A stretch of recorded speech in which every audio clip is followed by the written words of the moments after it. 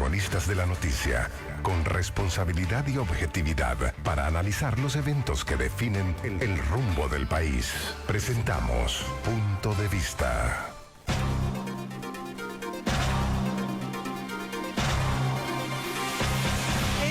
7 de la mañana con 7 minutos. Buenos días, miércoles 25 de mayo de 2022. Iván Flores en la transmisión del Facebook Live para quienes ya van a conectarse en Punto de Vista. Carlos Solís en la consola de sonido. Les habla Neri Madel Reyes. Esta mañana recibimos aquí en la cabina azul de la poderosa KL, cumpleañera. Estamos aquí, por eso estamos así decorados. Director, está con nosotros el director de país del Banco Centroamericano de Integración Económica, BCE, Luis Rodríguez. ¿Qué tal? ¿Cómo está, ¿Qué tal, Luis? Neri Mabel? Un gusto de verla nuevamente. Gracias. La orden. Gracias, igualmente un placer recibirle esta mañana para hablar de importante actividad. Decía ayer el ministro de Hacienda, lo escuché en la conferencia de prensa y dice, bueno, un socio importante para los proyectos que a nivel de infraestructura se ejecutan es el Banco Centroamericano de Integración Económica. Sí. Están participando en distintas líneas.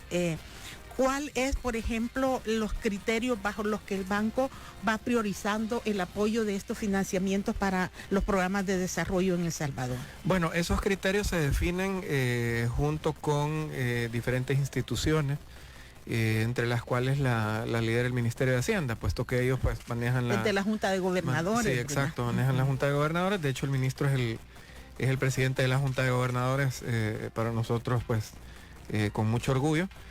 Y básicamente lo que se hace es que o el banco mismo va haciendo una serie de propuestas de proyectos en el camino para los gobiernos, o vienen solicitudes de los gobiernos para estructurar, hacer estudios, ver temas de cooperación técnica no reembolsable, cooperación y donaciones, etcétera.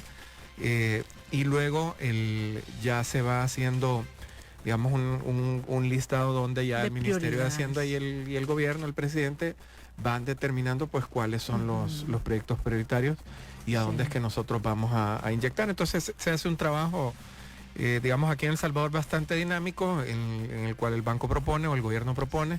Y así es como vamos caminando y priorizando las cosas. Sí, uno de estos proyectos que el gobierno ha potenciado ha sido, entre otros, la construcción de este viaducto que se suma también a la ampliación de la carretera de Los Chorros. ¿Cuál va a ser el nivel de participación? Ya en una primera etapa, dijo el ministro, han estado ustedes dándole seguimiento como BCE. Sí, bueno, estamos básicamente desde el inicio del proyecto, incluso como gobierno, desde la concepción, digamos, de una solución que fuese, digamos, bastante lógica por la tipología de la zona donde pasan Los Chorros, sí. Específicamente, digamos, el kilómetro donde siempre se han dado problemas. Aún así han habido una serie de características en cuanto a crecimiento urbano de la zona, por ejemplo, todo lo que es Lourdes, Topico, etcétera, que han ido experimentando un crecimiento considerable en la historia, con lo cual pues se han tenido que ir haciendo, o se tuvo que ir haciendo una serie de adaptaciones en la carretera para poder suplir esta demanda. Hoy por hoy son más o menos 60,000 vehículos los que circulan ahí a diario, y en hora pico pues o en días pico pues eso aumenta. Sí. Entonces cualquier problema que va sucediendo en la carretera, bueno, todos lo hemos vivido, todos los salvadoreños creo que sí. Lo hemos vivido en más de alguna ocasión. Se detiene la carretera, se tiene que buscar otra vía, se paraliza el tráfico de mercancías. Recordemos que la zona al final de todo este paso termina llegando al puerto de Acajutla, donde obviamente entran, salen nuestros productos. Por otro lado, pues se tiene una serie de zonas industriales, el clúster textil está en esa zona, más la cantidad de gente que vive ahí, es decir, sí se tuvo que haber pensado ya hace bastante tiempo en una solución que pudiese adaptarse a las condiciones ahora de la zona. Lo que trae este proyecto no es solo el puente de Los Chorros, ese es el tramo 2, que es más o menos 1 kilómetro de distancia, que es, digamos, un diseño bastante complejo, interesante, puesto que se sale de la carretera actual, con una altura de más o menos que supera creo que los 30 metros de altura y por lo tanto pues es una obra de infraestructura inédita en el país. Este es uno de los puntos más estratégicos de esta obra, Luis, que se va a ejecutar. Sí, está eso y está también la integración con las otras dos fases, las cuales tiene que ver con la ampliación a 8 carriles y en otros casos a 4 carriles de la zona. En un total creo que anda por unos 16 kilómetros todo el proyecto, que incluye desde la entrada de Santa Tecla pues hasta Lourdes, creo, o Pico más o menos, donde ya hay todo un plan en el cual han participado el Ministerio de Hacienda en toda la estructuración de los recursos, el Ministerio de Obras Públicas liderando toda la parte ingenieril y de diseño del proyecto, el FOVIAL, el Viceministerio de Transporte, y el BESIE pues acompañando desde los estudios,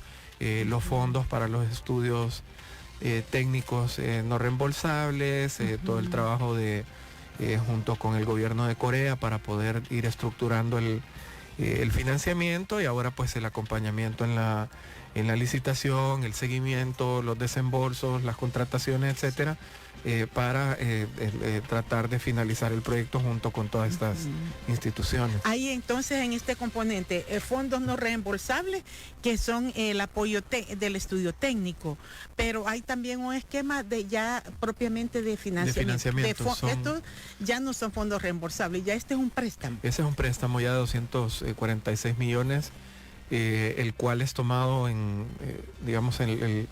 parte del organismo financiero que es Corea, lo toma como un proyecto A, y eso quiere decir que tiene unas concesiones que es prácticamente no sé, o sea, del 0.15 más o menos de interés, es ultra preferencial. Entonces por lo tanto todos los beneficios en la estructuración financiera también no se han dado en otras ocasiones, sino que este es un caso muy especial.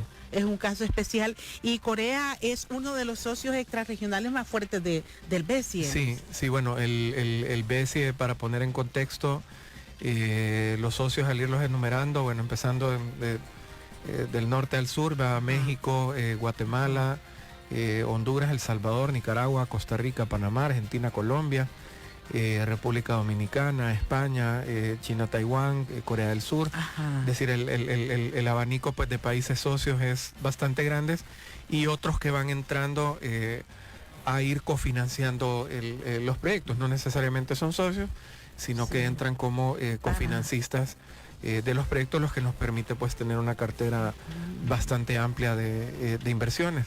Y en este caso de Los Chorros en específico, todo lo que tiene que ver con los beneficios económicos a nivel nacional en cuanto a movilidad logística, y los beneficios sociales en cuanto a bienestar social de la gente al momento de transitar, que lo hagan en menos tiempo, ahorro de gasolina, ya no se levanta a las 3 de la mañana a pasar un calvario, pues son temas de impacto que el banco va tomando en cuenta. Permite potenciar también todo el tráfico de mercancías, permite también ir creando nuevas zonas de desarrollo, cosa que es interesante. Le permite también al proyecto de ampliación de Acajutla y todas estas nuevas inversiones que se han venido dando, tener una mejor movilidad también hacia las principales zonas económicas del país.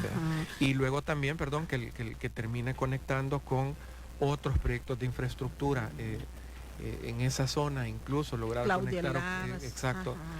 conectar Oriente con Occidente de una mejor manera. Por lo tanto, sí se ve como al menos nosotros no lo tomamos, ni el gobierno, como un proyecto aislado de un tramo. Eso, bueno, lo vemos de manera técnica, sino que va dentro de un plan maestro de infraestructuras de movilidad que el presidente de la República ha ido anunciando, y que ha dado también pues un fondo de inversiones de más o menos 1.500 millones de dólares en total. Y ahí, por ejemplo, Corea será un socio del BESIE que entra como cofinanciando este proyecto. Es correcto. Ellos entran desde en este caso desde la cooperación técnica, y por otro lado también desde el cofinanciamiento a través de este tipo de estructuraciones preferenciales que se hacen. Entonces nos permite, como BESI, como gobierno y como cofinancistas, poder tener un abanico de oportunidades para poder financiar este tipo de megaobras. ¿Y cuál es el esquema de desembolsos que se vienen para un tipo de esta naturaleza de proyectos? Pues, ¿Hay que esperar que comience la sí, obra? los desembolsos se van planificando conforme el plan, es lo que se llama Plan Global de Inversión, que hacen las instituciones, en el cual ponen, no sé, etapas, tiempos, entregables, etcétera. En base a esos cálculos, pues se van planificando todos los desembolsos en tanto la obra se vaya desarrollando, no solo en obras de infraestructura, sino que en general es una planificación ya estructurada, con lo cual un plan global de inversiones nos sirve para ir planificando desembolsos, ir viendo viabilidades financieras, ir viendo también la capacidad del gobierno de poder asumir este tipo de proyectos, o a veces también de entidades privadas. Y nos da pues una mejor planificación financiera de todo esto. Este plan maestro de movilidad, como se denomina, y que incluye también, por ejemplo, esta obra del Tren del Pacífico, está también, ¿y cuál es el nivel de participación que en estos estudios del Tren del Pacífico ha tenido también el BESI? Bueno, nosotros hemos entrado desde el estudio de viabilidad, el cual se inició en el 2019, luego se pasó al estudio de factibilidad. Eso se ha trabajado también con cooperación coreana, cooperación técnica no reembolsable, y hoy se encuentra ya una etapa muy muy interesante, que es ya todo el estudio de ingeniería y diseño, ya específicamente cómo están las plataformas, dónde es que se va a ir instalando la ruta del tren. Nos permite también ir previendo proyectos de inversiones complementarias, en tanto sabiendo dónde está la ruta, qué infraestructuras o qué activos va a conectar, en este caso pues Puerto Acajutla, San Salvador, cómo vamos a conectar con Guatemala, qué tipo de acciones complementarias se tienen que hacer, temas de energía, qué tipo de tren es el que se va a utilizar, de cuánta velocidad según la distancia, cómo va a ser distribuida la red en cuanto a que tanto la red es un porcentaje, dicho de otra manera, es el porcentaje que yo le dedico a la movilidad logística de productos a través de un tren, y a la movilidad de pasajeros. Porque va a tener también componente para pasajeros. Exacto, ¿verdad? entonces se va midiendo con todos estos activos que se tienen. Si yo le dedico 10% a pasajeros, 90% a productos, y esto puede irse modificando, etcétera. Son, digamos, diferentes componentes que se están viendo en este momento. Lo está liderando, ya por ser un tema muy de ingeniería, el Ministerio de Obras Públicas. Nosotros pues estamos acompañando esto, y lo que estamos también midiendo son, con todos los activos y todos los proyectos estratégicos que se tienen alrededor de esta zona, o proyectos potenciales que se pueden ir haciendo tanto públicos como privados, qué tanto rédito adicional se le va sacando a un proyecto de infraestructura como estos. Tengamos quizás en la cabeza el tema de que un proyecto de infraestructura no tiene sentido si no se le crea una agenda de inversión alrededor, o una dinámica de movilidad alrededor, y eso es lo que le va dando el valor a este tipo de proyectos, es lo que le va dando la factibilidad a este tipo de iniciativas, y por lo tanto pues el banco lo vea bien. En un futuro, no solo el banco, el presidente de la República también es impulsor de esto, es que la cuestión sea regional, y estamos ya también en gestiones con otros países para que ellos también pues se integren a este proyecto. ¿Y cómo ha sido la respuesta de los países para ir aprovechando estas oportunidades? Ya decía, por ejemplo, usted que el tipo de velocidad, el tipo de tren está muy vinculado a la distancia para la que va a estar operando. Entonces, si se proyecta a una integración, puede ser que también sea una obra que se pueda ir ajustando. Sí, exacto. Depende mucho bueno, hay temas de decisiones de estrategias de gobierno.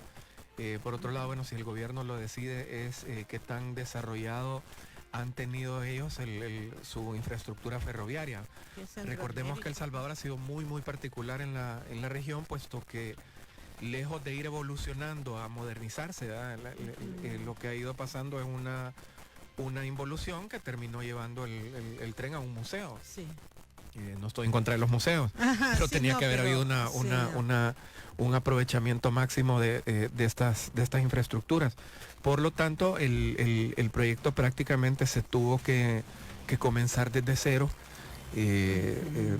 Básicamente no había nada, hubo que empezar otra vez con viabilidades, otra vez con evaluaciones, etcétera, y digamos eso es lo que tomó un poco de tiempo en los estudios, pero que pues nosotros hemos venido contando más o menos cómo es que han ido los avances de estos para que la gente esté segura de que el proyecto va. Al final lo que se estructura ya es un esquema de financiamiento. Ahí se toman decisiones interesantes en el sentido de que si va a haber, no sé, si va a ser un APP, si va a ser una concesión. Eso si está definiéndose. El que invierte todo ese esquema también se diseña para que al final pues el gobierno tome la mejor decisión y la que le sea lo más rentable posible. Las 7 de la mañana con 23 minutos, conversamos hoy con el director de país del Banco Centroamericano de Integración Económica BCE, Luis Rodríguez. Nos ha explicado sobre la participación de este organismo financiero regional para importantes proyectos. Ya volveremos. Ahí pueden ustedes ver y escuchar al director de país del BCE, Banco Centroamericano de Integración Económica, Luis Rodríguez. El Banco Centroamericano, Luis, ha aprobado también iniciativas para paliar el impacto de esta crisis financiera. Sí. Hay un fondo de emergencia, El Salvador, todos los países de Centroamérica están incluidos en este fondo. Sí, bueno, de hecho la iniciativa nace en El Salvador. El Salvador la propuso esta iniciativa. Y fue por las medidas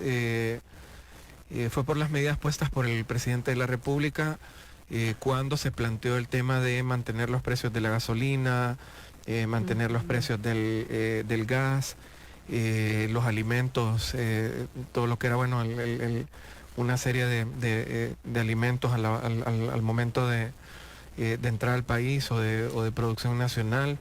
El seguimiento para evitar incrementos, abusos, etcétera, de las instituciones, sí. Digamos, todo ese proyecto obviamente llevó a un siguiente paso a que el banco pues pudiese estructurar un financiamiento para los países de la región al momento que ellos lo requieran como un fondo complementario para este tipo de emergencias. Entonces, evidentemente, al momento de mantener los precios de la gasolina, eso implica un costo para alguien. Claro, alguien tiene que pagar por eso. En el caso de nosotros hay impuestos que nos están percibiendo. Exacto, ¿verdad? Entonces alguien paga esa factura. Y se tiene que pagar, digamos, no con una planificación como se debiera, sino como un componente de emergencia. Y como tal, pues, lo que nosotros hacemos es crear este fondo con el cual podamos suplirle a los gobiernos el pago o el costo de este tipo de medidas. Ya El Salvador está listo, ya nosotros vamos a empezar con los primeros apoyos financieros con esto. Gracias a Dios, pues la propuesta presentada por el Ministerio de Hacienda, por Presidencia, fue lo suficientemente completa y detallada para que pudiésemos nosotros evaluar y estructurar un financiamiento bastante rápido, que sí fue muy muy rápido, y que con esto pues podamos mantener los precios del combustible como están, que podamos mantener el precio del gas, que esto evidentemente impacta en otro tipo de industrias complementarias, que todo el tema de seguridad alimentaria se puede empezar también a visualizar. Es decir, que estas medidas pues tengan un aliado, digámoslo así, a este tipo de decisiones. Pues en este caso nosotros vamos a apoyar todo lo necesario para que pues el país no esté sufriendo incrementos o abusos o descalabros dentro de industrias, sino que tratar de mantener las cosas estables, que es lo que ha estado pasando. Sí. Los reportes de los precios de combustibles a través de ustedes, de los medios de comunicación en la región, pues tienen a El Salvador con los precios más bajos. Y eso implica pues que se logre controlar otro tipo de impacto que puedan costos tener en otras industrias. Sí, y cuáles son las condiciones para que los países accedan a este fondo de emergencia. Pues normalmente es que en estos casos es que ellos tienen que bueno, primero tomar una decisión, ¿verdad? El Salvador tomó ya, bueno, siendo sí, quien claro. hizo el planteamiento, va a solicitar este fondo. Sí, y ya están subidos otros 3 países más. Luego de eso, pues cada país, digamos, presenta su política, sus propuestas, sus cálculos, cuánto es lo que está sacrificando, cuánto tiempo es lo proyectado. Para justificar. Exacto, todo ese proyecto es lo que ellos tienen que presentarle al banco para que se pueda aprobar un desembolso. Sí. No se hace, digamos así nomás, bueno, lo necesito, toma, aquí está. No, ellos presentan, y ahí es donde digo yo, el presidente ya tenía varios días de haber presentado la iniciativa. Se hicieron algunos cálculos adicionales de parte del Ministerio de Hacienda, pero digamos solo el tema de poder prever, bueno, vamos a tocar esto, porque se nos puede venir una situación de este tipo, pues permite poder actuar rápido y poder movernos rápido. Tomemos en cuenta impactos en otros países. En Europa, solo por el tema de la gasolina han habido paros desde el transporte público hasta de logístico terribles. Se han detenido y digamos en El Salvador se ha previsto, se han hecho una serie de medidas, se han hecho una serie de cálculos, se han tenido unas proyecciones en el tiempo y se ha buscado el financiamiento para que podamos apalancar esto. Entonces, sí, eso tiene muchísimo valor, no solo a nivel local o regional, a nivel mundial, son decisiones muy atinadas en el tiempo, pues que nosotros apoyamos. Por ser un fondo de emergencia, Luis, hay también un trato preferencial de parte del banco. Hay una tasa de interés moderada. ¿Cómo la aplican? Sí, evidentemente se aplica en el tiempo, pues un financiamiento de muy largo plazo, tasas bajísimas de interés, y obviamente la velocidad de poder digamos, apalancar a los países es sumamente importante. No es el tema de que, bueno, tú me digas hoy, Luis, tengo una emergencia, bueno, en 6 meses te la soluciono. No, ese no es el sentido.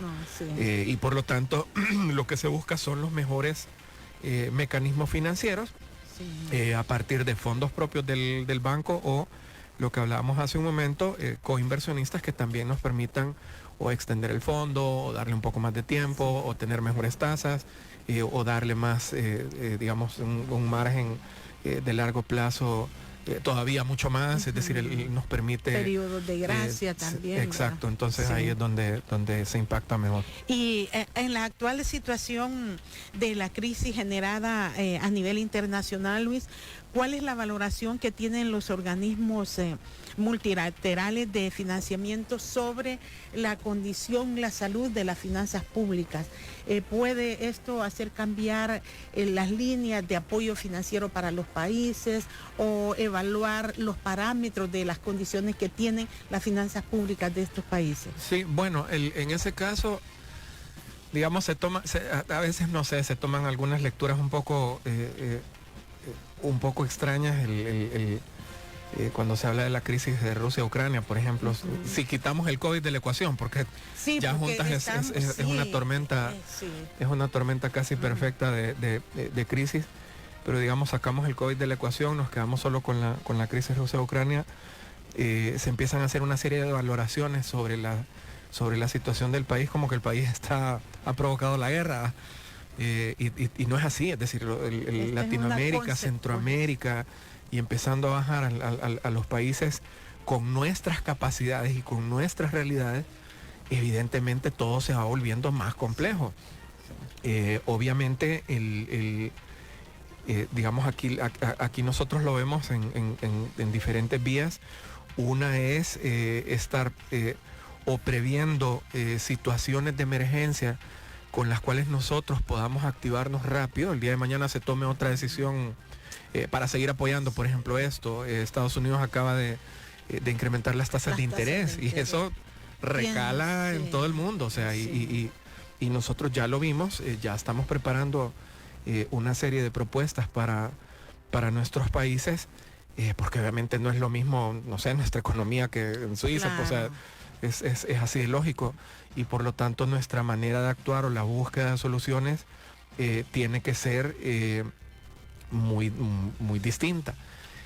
Por otro lado, también se tienen que ir previendo otro tipo de situaciones en base a los negocios internacionales. Bueno, tanto Rusia como Ucrania son grandes productores de cereal, por ejemplo, y eso evidentemente pues tiene que haber una planificación de cómo vamos a manejar nosotros este tema, cómo vamos a inyectarle al tema del agro, por ejemplo, en un corto y en un mediano plazo, que nos permita ya una solución sostenible para este tipo de inversiones, que el país pues poco a poco comience a producir sus cosas. Cómo está nuestra infraestructura, por ejemplo, para abastecimientos también, cómo están funcionando los puertos y qué cosas se tienen que hacer, cómo funciona el sistema logístico, en el sentido de que pues la mercancía se mueva a la velocidad que tiene que ser, cómo se están moviendo ahora, digamos, ciertos los grandes compradores o los grandes productores, cómo se están queriendo independizar uno de otro y poder regionalizar las cosas. Vea, ya Estados Unidos ya no le va a comprar a Asia ciertas cosas, va a requerir que América, que el continente lo haga, y eso, digamos, se tiene que ir viendo como un potencial para ir creando futuras inversiones. Y ahí vamos al tema número 3. Nosotros estamos preparando junto con el presidente y unos equipos de gobierno ya un portafolios de inversión para el país, con lo cual podamos, digamos, tener una acupuntura en qué producir, dónde venderlo, dónde comprar, a quién abastecer, quién es el que está comprando, es decir, el tener una lectura muy puntual de cómo se están comportando los mercados a nivel regional y a nivel internacional, para poder incrementar ciertas industrias y apoyar ahí. Eso nos sirve a nosotros como banco, por ejemplo, a dirigir, digamos, créditos privados mucho más enfocados a provocar ciertas industrias, y por otro lado también que nos permita definir qué es lo que queremos que produzca el país a futuro. Si bien es cierto, es un tema actual, donde hay una serie de lecturas hacia futuro, hay que empezar ya. Y digamos, el presidente lo ve de esa manera, o sea, ok, estemos resolviendo esto que es urgente, pero empecemos a ir diseñando y a ir planificando este portafolio para ir siendo mucho más puntuales en dónde es que vamos a mover ya nosotros nuestras piezas de producción, de servicios, de atracción a la inversión, de las infraestructuras que tenemos que invertir, lo que tú consultabas hace un momento sobre las prioridades, es decir, que nos permita tener ya un mapa de ruta. Y los comportamientos, pues así son. El tema del gas de Rusia con la Unión Europea, por ejemplo, y eso ha tenido que ir provocando que los países racionalicen, por ejemplo, el mismo tema del agua, es decir, hay situaciones que terminan recalando acá, pero nosotros lo vemos de esa manera, y lo que buscamos como banco y con el gobierno es ir previendo cada una de estas cosas e ir preparando ya portafolios planificados. Sí. Vamos a ir a otra pausa, Luis Rodríguez, ya regresaremos con el director de país del BCE, Banco Centroamericano de Integración Económica. Son las 7:46. Continuamos nuestra conversación en Punto de Vista, hablando de todos estos proyectos del BCE y las consideraciones del director país del organismo acerca de cómo se debe ir reinventando.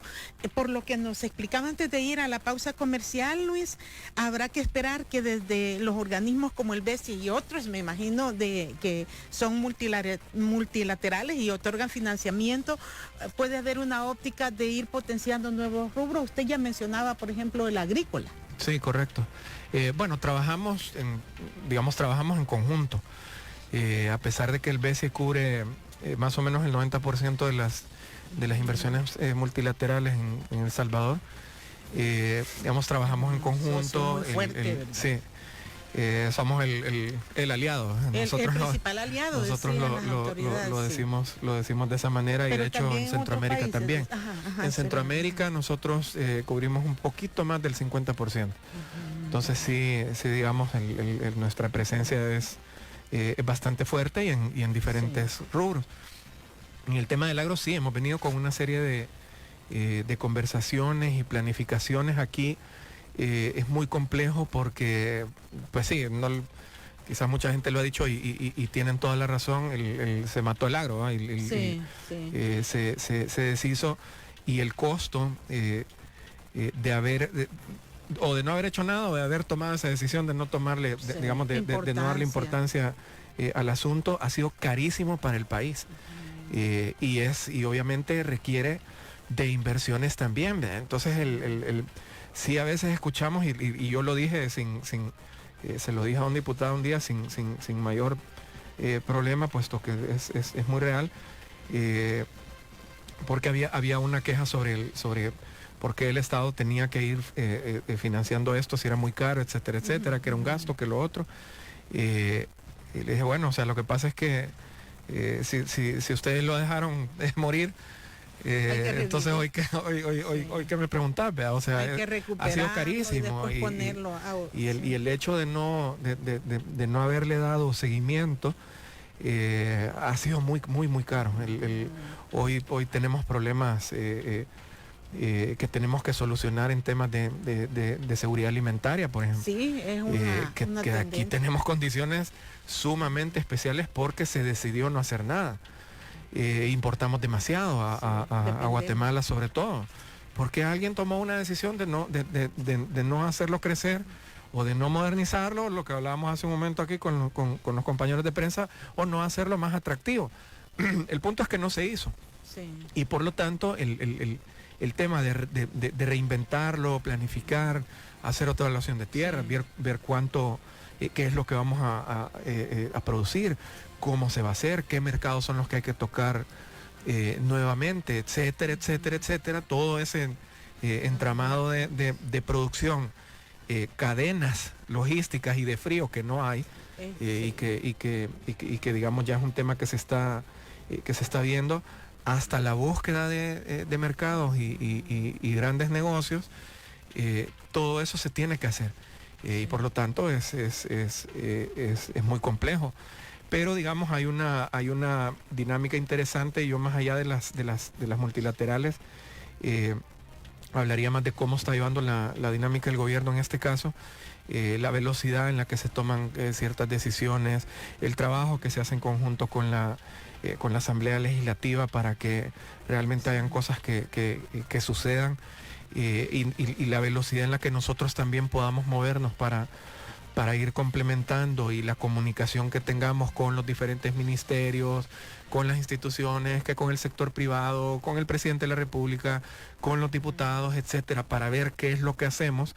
Yo creo que eso es la clave de que muchas cosas ahora estén sucediendo. Y esto hace como mayor, digamos, agilización también para captar los recursos necesarios, porque los organismos van midiendo resultados, por supuesto. Exacto, se van midiendo resultados. Bueno, hace poco el país entró también como miembro de CAF, de la Corporación Andina. Exacto, que digamos es muy similar al BESI en la muchas región cosas. Y nosotros eso lo vemos súper bien. O sea, es otro aliado que entra, es otro aliado que el país. Otra fuente de financiamiento. Otras fuentes de financiamiento, se te amplía el portafolio de opciones de financiamiento, cooperación, proyectos. Algunos tenemos ciertos enfoques en, no sé, infraestructuras, otros quizás lo tendrán mucho más especializado que nosotros en temas agro, por ejemplo, otros en políticas públicas. Es decir, le permite al país tener un portafolio mucho más interesante y mucho más amplio para poder ir financiando los proyectos, para poder ir invirtiendo en diferentes tipos de cosas. Nuestras inversiones van, por ejemplo, desde las infraestructuras, lo que hablábamos, la educación, por ejemplo, que para nosotros es clave y es quizás donde más nosotros hemos puesto un poco más de 500 millones de dólares solo en educación, brecha además de becas. Y por otro lado, en temas de comunidades, seguridad, etcétera, es decir, tratamos de tener un portafolio bastante amplio, y la entrada de un organismo como CAF, pues a nosotros nos viene bien y al país le viene muy bien eso. Y El Salvador tiene buena capacidad para ir honrando todas estas, bueno, estas deudas serán a un futuro, pero hay deuda ya contraída que deberá ir honrando. En el caso del BES y El Salvador, ustedes están garantizados para ir honrando la deuda que vaya venciendo de El Salvador. En el caso, ahí sí yo me atrevería a decir de las multilaterales, es decir, si hubiese una situación, Banco Mundial no daría crédito, BID no daría crédito, digamos, Sí. tendrá un poquito más de complejidad, el BESI no daría créditos, la CAF no entrara. No entra. Entonces, por lo tanto, sí, en el tema de los bancos multilaterales o este tipo de instituciones, el concepto de que sea banca de desarrollo es muy distinto al que sea una banca privada, y muchas veces se dice, se maneja los financiamientos nuestros como que son banca privada, hay que pagarle mañana y hay que... No, o sea, se hace todo un estudio de capacidades de país, se hacen estudios que pasan por comités de los que estructuran los financiamientos y los validan hasta los comités de riesgo. Es decir, es todo un proceso de análisis y estudios. Si alguno de esos marca algún problema, o se arregla o se quita. Pero digamos, hay una rigurosidad para estar seguros de que en nuestro caso, nuestro país tenga la capacidad de poder cubrir con todas estas cosas, y la tiene. Entonces, por lo tanto, pues nosotros seguimos trabajando bien con El Salvador y lo vamos a seguir haciendo. Sí, ojalá, y que vamos a estar pendientes de el desarrollo de estos importantes proyectos, como la carretera de los Chorros y el viaducto y lo del tren del Pacífico, que son como los más inmediatos, pero hay obras ya en ejecución también importante. Gracias al director de país del BESI, Luis Rodríguez, por habernos acompañado. No, gracias a usted y felicidades por sus 66 años. Son 5 años mayores que el BESI. El BESI. Concluimos nuestro... Gracias, Luis. Porque siempre vamos en busca de la verdad. De lunes a viernes a las 7.